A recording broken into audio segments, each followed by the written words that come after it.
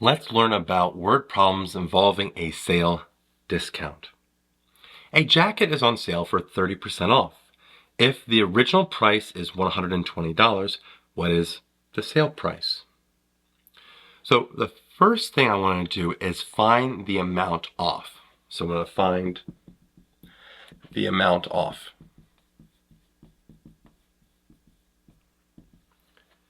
To do that, we're going to take our original price, $120, and we want to multiply this by our 30%, the discount, 30% off. Okay? Well, that $120 times 30% or times 0.3 as a decimal, right? This gives us $36. So 120 times 0.3 is a 36. So our price off of the jacket is $36.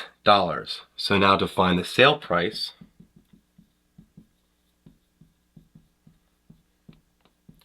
we take the initial price of $120 and subtract what 30% off of that would be, or 30% of that would be, which is $36. And so 120 minus a 36 is 84. And so the sale price of the jacket would be $84.